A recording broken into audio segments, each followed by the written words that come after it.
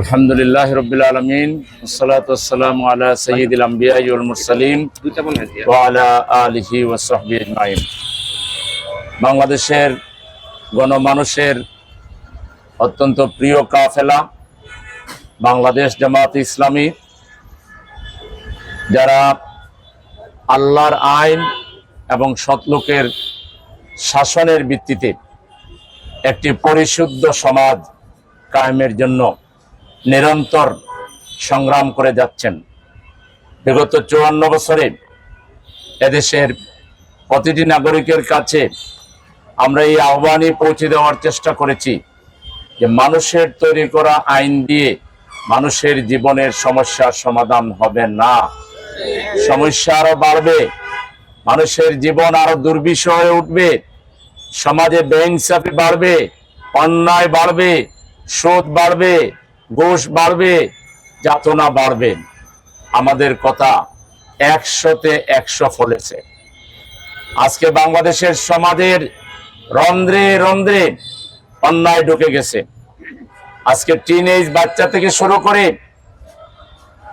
সমাজের বিভিন্ন শ্রেণী পেশার মানুষের মধ্যে যে অন্যায় প্রবণতা, যে ধরনের খুন খারাপি, অশ্লীলতা, বেহায়াপনা, কিশোর গ্যাং, সন্ত্রাস, নৈরাজ্য, জনজীবনের নিরাপত্তা বলতে কিছুই ছিল না বিগত দিনগুলোতে।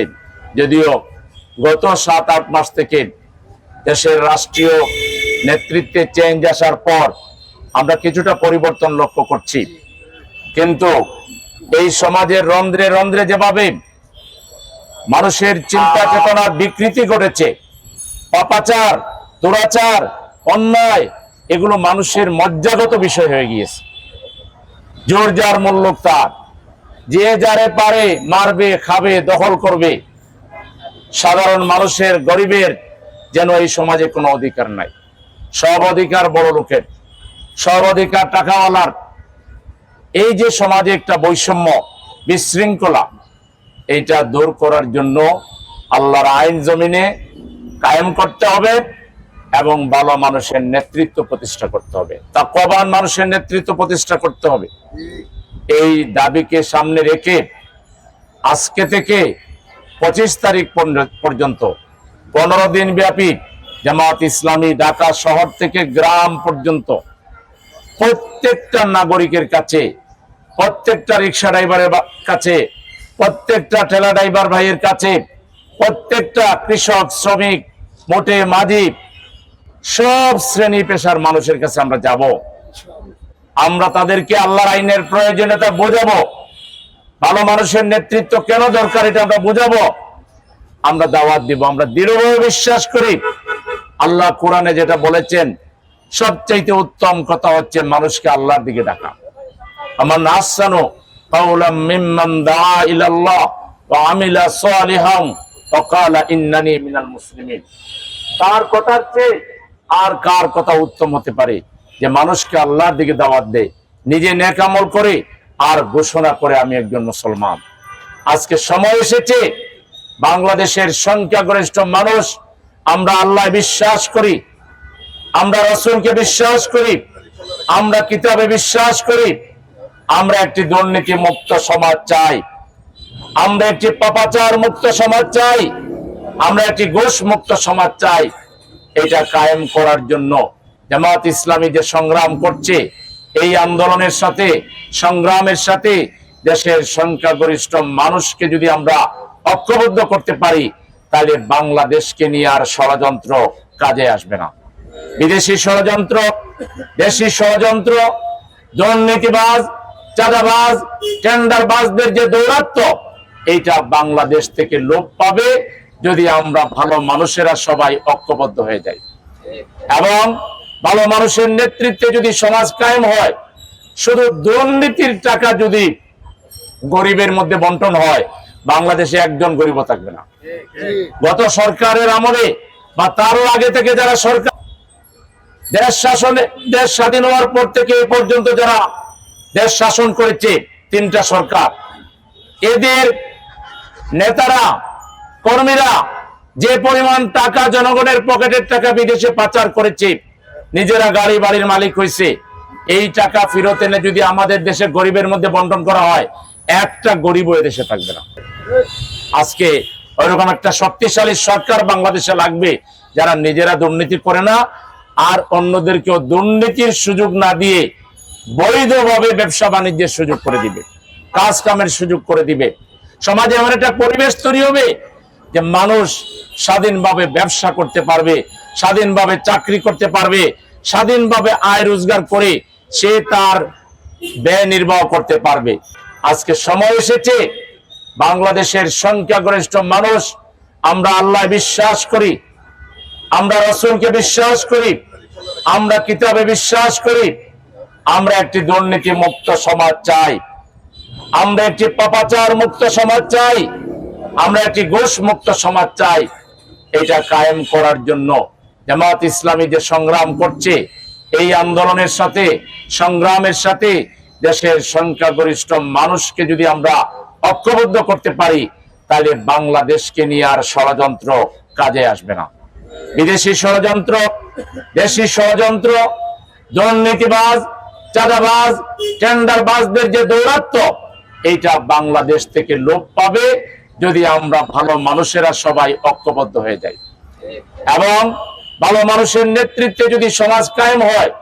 শুধু দুর্নীতির টাকা যদি গরিবের মধ্যে বন্টন হয়, বাংলাদেশে একজন গরিব থাকবে না। গত সরকারের আমলে বা তারও আগে থেকে যারা সরকার দেশ স্বাধীন হওয়ার পর থেকে এ পর্যন্ত যারা দেশ শাসন করেছে, তিনটা সরকার, এদের নেতারা কর্মীরা যে পরিমাণ টাকা জনগণের পকেটের টাকা বিদেশে পাচার করেছে, নিজেরা গাড়ি বাড়ির মালিক হয়েছে, এই টাকা ফেরত এনে যদি আমাদের দেশে গরিবের মধ্যে বন্টন করা হয়, একটা গরিবও এদেশে থাকবে না।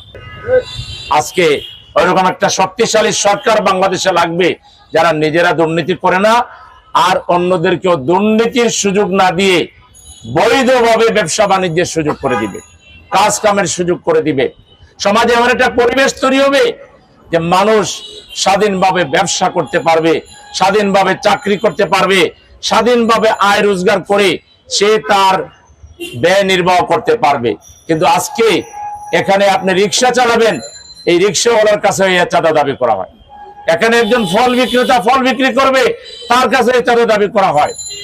এই যে চাঁদাবাজরা দেশটাকে লুটে পুটে খাচ্ছে, এদের হাত থেকে যদি বাংলাদেশকে রক্ষা করা না যায়, এই বাংলাদেশের উন্নতি কখনো হবে না।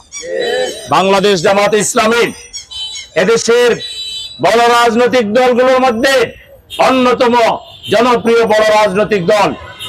তার এত নেতা কর্মী সমর্থক, কিন্তু জামাত ইসলামের একটা নেতা কর্মী সমর্থকরা কোনো চাঁদাবাদের সাথে নাই, দুর্নীতির সাথে নাই।